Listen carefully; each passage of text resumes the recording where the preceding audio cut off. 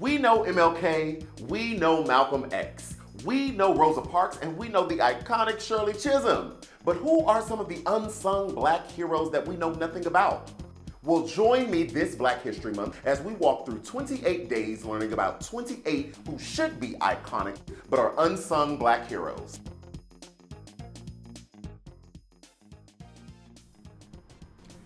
Hi everyone, it's me, QuentinRJiles, your host of The Q with Q, and welcome to Unsung Black Heroes. Every day this month, I'm going to introduce heroes who have influenced not only the African American community, but the world at large. Today, we will show the life of a Black Indigenous man, Paul Cuffee, who became a wealthy businessman, a sailor, and somewhat of a liberator. We'll talk about what he did, and at the end of the video, we will discuss how it relates to us today. So let's get educated. During a time when most Black people on this continent were being forced to farm, build, and earn for European settlers, Paul Cuffee was one of a kind. He would live for himself, work for himself, and help others achieve their goals. We never seem to hear about stories of people born free, especially during the Revolutionary War. Typically, history books don't point out Black people like Paul Cuffee. Paul was a free Black man living in America during the transatlantic slave trade. He was born in Cuttyhunk Island on January 17, 1759. His father, Slocum, was able to buy his freedom in 1745. Okay, so daddy had the money. Slocum was Ashanti, and he married Ruth Moses, Paul's mother, who was Wampanoag. Paul and his 10 siblings all lived into their adulthood, which was not common for the time, so their parents must have been doing something right. Cuffe and Ruth Slocum saved their earnings and used it to buy a 116-acre farm in Dartmouth, Massachusetts in 1767. Paul also got to use his father's first name as his last name, erasing the enslaver legacy. At a young age, Paul and his brother became landowners after Cuffe passed away. Paul had no education but had big dreams of a seafaring life. His mother and brother managed the farm, and Paul set out whaling, learning the ins and outs of sailing. When he was older, Paul married Alice Abel Pequit, widow of James Pequit and daughter of a prominent Wampanoag family in the area that became Martha's Vineyard.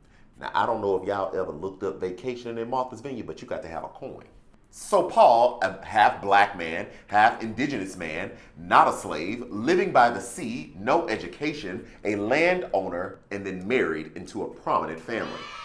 Now let's get in Paul's business a little bit, because during the American Revolution, Paul was smuggling some supplies to residents in Nantucket. Paul was captured by the British Navy and thrown into prison for 3 months in New York Harbor. He even had a clash with pirates, losing a boat, but was able to make successful runs to Massachusetts. On these expeditions, Paul connected to the Quakers, or the Society of Friends, a religious group established in England almost 100 years prior. The Nantucket Quakers would prove to be an important connection for him. In the 1780s, Paul and his Wampanoag brother-in-law, Michael Wainer, formed a shipping business. Paul and Wainer bought more ships. Paul named 2 of them the Hero and the Alpha, and these men of color established a trade along the U.S. East Coast and Canada. And Paul bought the things, okay? Paul was buying boats, Paul was buying houses near the shipyard, and Wainer bought 100 acres and a house of land for himself. Paul and various relatives, an all-Black crew I might add, manned the ships and went on long whaling expeditions and trading voyages to Europe and other parts of the Americas. In addition to his maritime ventures, Paul was a prosperous merchant as well as the owner of the grist mill and a farm. Now, Paul Cuffee was one of the richest persons of color in the United States, and he used his wealth to build a smallpox hospital and school.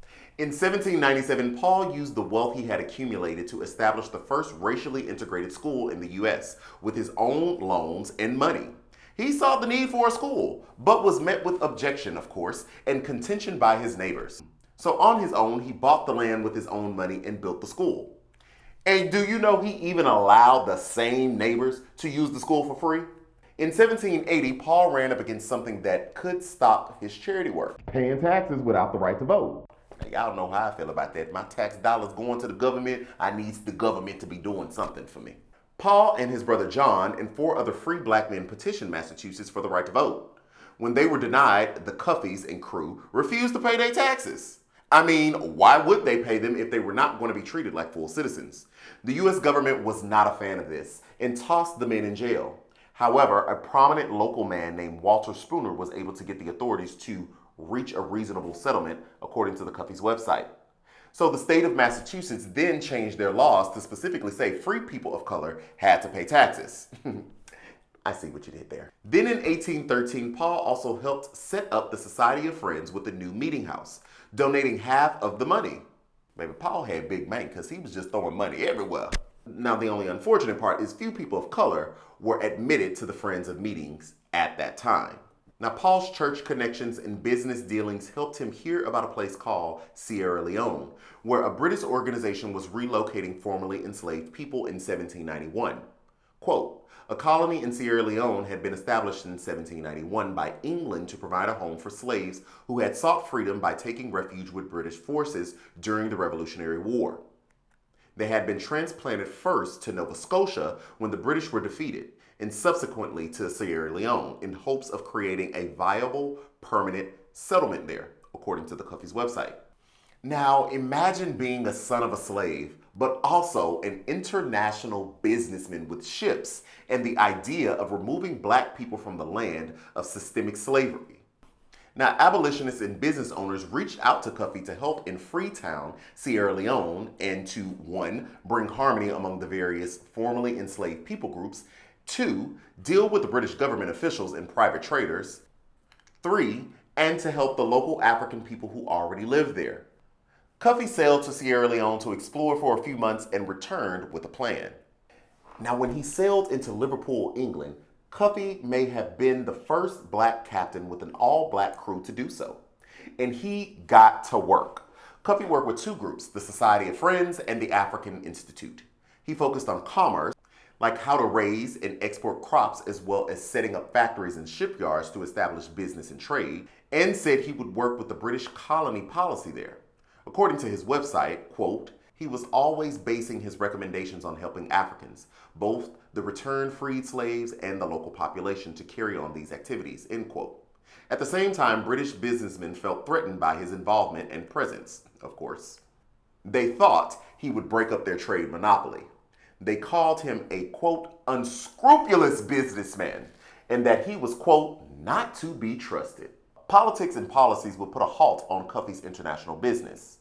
He was returning from Sierra Leone via England with cargo now deemed to be illegal because of the War of 1812 between the US and England. Cuffee was not having any of that shenanigans. Because of his connections with the Quaker Friends, Cuffee was able to obtain an audience with President James Madison, becoming possibly the first black American to do so. And Madison's Secretaries of State and Treasury allowed Cuffe's cargo into the port. However, Cuffee was still temporarily hindered from working with Sierra Leone, as the House of Representatives rejected Cuffe's petition to continue trading with the fledgling colony. Quote, Cuffee continued to advocate for his colonization plans, and he initially gained support from a number of African American leaders. In 1815, the war was over and the stage was set. Cuffee could trade sell from the US to Sierra Leone and manage trade between England and Sierra Leone. Cuffee and his all-black sailing crew brought people to resettle. According to a textbook by Dr. Samori Kamara, quote, Paul Cuffee sailed out of Westport on December 10, 1815, with 38 black colonists. The group included William Gwynn and his family from Boston, Massachusetts. The expedition cost Cuffee more than $4,000. The colonists arrived in Sierra Leone on February 3, 1816. Cuffee and immigrants experienced a lukewarm greeting. Governor McCarthy was already having trouble keeping the general population in order and was not excited about the idea of more immigrants. Things did not go exactly as planned economically. His cargo was sold at heavily undervalued prices.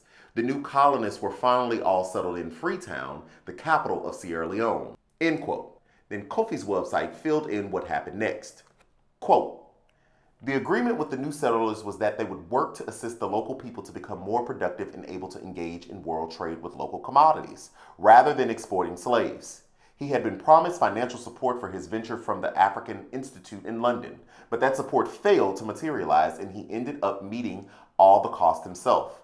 Some of his passengers stayed in Sierra Leone and some moved on to the new colony of Liberia, where they reportedly prospered, end quote. This was unfortunately the final time Cuffee would go to Sierra Leone. He returned to the U.S. in 1817, fell sick, and passed away.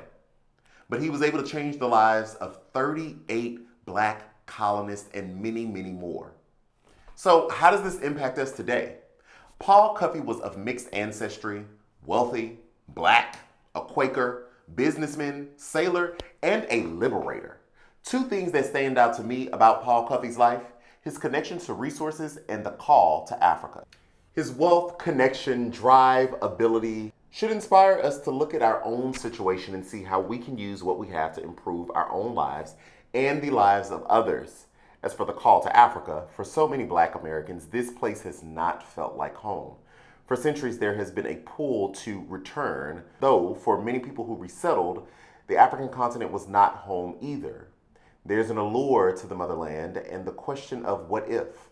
What if the land hadn't been taken? What if its people had stayed? And what would the world look like now? Paul Cuffee was trying to relieve racial tensions in the U.S. less than 50 years after its establishment. What does that look like for us today? Stay tuned for more Unsung Black Heroes. And if you don't mind, please give this video a thumbs up if you learned something. Subscribe for more and make sure you hit that bell so you are always first in the queue.